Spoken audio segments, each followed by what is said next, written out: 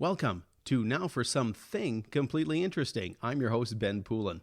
Over the holiday season, it becomes tricky to line up a time to sit down with my guests, and so for this episode, I decided to resurrect and share with you a little tradition that I shared with my nieces and nephews over the years. When they were little, it was hard to get together. We lived across the continent, from as far north as Yellowknife Northwest Territories to way down south in Houston, Texas, from Edmonton to Halifax and my hometown of Elk Point. I would arrange a time to call each household, have the kids gather around the speakerphone, and I would read the Christmas classic, The Night Before Christmas. In planning this episode, my wife Monique helped me do a little research, and we found some interesting history about this poem. It was originally called A Visit from St. Nicholas, or in full, Account of a Visit from St. Nicholas. It was a poem first published anonymously in the Troy Sentinel, which was a New York newspaper, way back on December 23rd, 1823. It became an enduring part of a Christmas tradition, and because of its wide popularity, both Nicholas, the patron saint of Christmas, and the legendary figure Santa Claus were permanently linked with the holiday. The poem recounts the arrival of St. Nicholas at the narrator's home on Christmas Eve. The description of St. Nicholas did much to establish him as the joyful, plump, toy-bearing Santa Claus of the American or North American Christmas tradition. Its names for the 8 reindeer who powered a sleigh: Dasher, Dancer, Prancer, Vixen, Comet, Cupid, Dunder, and Blixen. That's right, I said Dunder and Blixen, which is Dutch for thunder and lightning. They also persisted more or less intact throughout the Christmas lore. It was somewhere around the 1860s that the names were revised to Donner and Blitzen. Clement Clarke Moore claimed authorship of A Visit from St. Nicholas when he permitted inclusion of it in his collection entitled Poems in 1844. By his own account, he had written it for the enjoyment of his children for Christmas in 1822.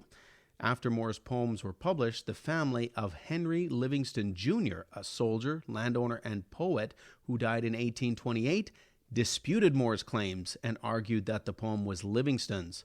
No physical evidence survived to prove Livingston's authorship, but in the early 21st century, computer-aided analysis of the text indicated that A Visit from St. Nicholas shows more similarities to Livingston's poetry than to Moore's. I guess we'll never know, so for the time being, it will still be The Night Before Christmas by Clement C. Moore. And as I get into this poem, I would now like to dedicate it to my not-so-little nieces and nephews spread out throughout the world: Jillian, Jacob, Jesse, Emma, Hank, Charlie, Ronan, Georgia, Joseph, Luke, Sam, my own son Kurt, Rachel, and our very own little St. Nicholas himself, all the way down in Houston, Texas. So, without further ado, The Night Before Christmas by Clement C. Moore. And I am reading from the book that I used to read directly to my nieces and nephews over the years. So here goes. 'Twas the night before Christmas, when all through the house not a creature was stirring, not even a mouse. The stockings were hung by the chimney with care, in hopes that St. Nicholas soon would be there.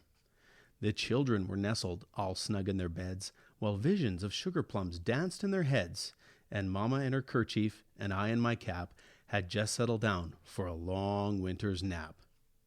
When out on the lawn there arose such a clatter, I sprang from my bed to see what was the matter. Away to the window I flew like a flash, tore open the shutters, and threw up the sash. The moon on the breasts of the new-fallen snow gave the luster of midday to objects below, when what to my wondering eyes should appear but a miniature sleigh and 8 tiny reindeer.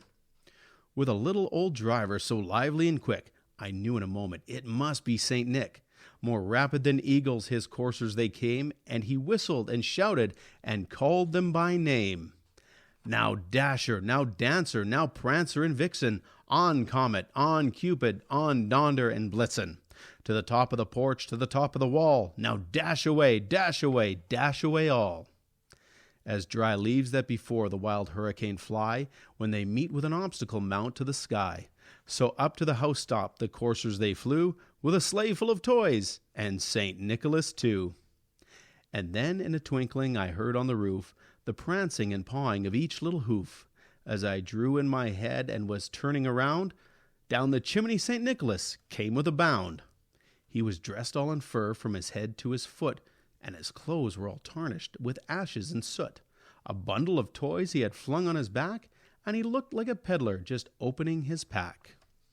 His eyes, how they twinkled, his dimples, how merry, his cheeks were like roses, his nose like a cherry, his droll little mouth was drawn up like a bow, and the beard of his chin was as white as the snow. The stump of a pipe he held tight in his teeth, and the smoke it encircled his head like a wreath. He had a broad face and a little round belly that shook when he laughed like a bowl full of jelly. He was chubby and plump, a right jolly old elf, and I laughed when I saw him in spite of myself. A wink of his eye and a twist of his head soon gave me to know I had nothing to dread.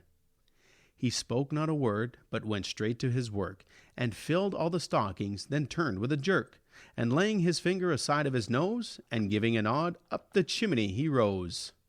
He sprang to his sleigh, to his team gave a whistle, and away they all flew like the down of a thistle. But I heard him exclaim, ere he drove out of sight, "Merry Christmas to all, and to all a good night." I just wanted to say thank you so much to everyone who listened, supported throughout the last couple of years, especially in 2022. You made it a great second year of this podcast. I look forward to bringing more completely interesting guests onto this podcast. You can find us on your favorite podcast provider by searching Poolin Radio, or Now for Someone Completely Interesting. Make sure you give us a like and subscribe. And I just want to wish everyone a very Merry Christmas. And I look very much forward to having a very happy and successful 2023 with you all. Thank you and good night.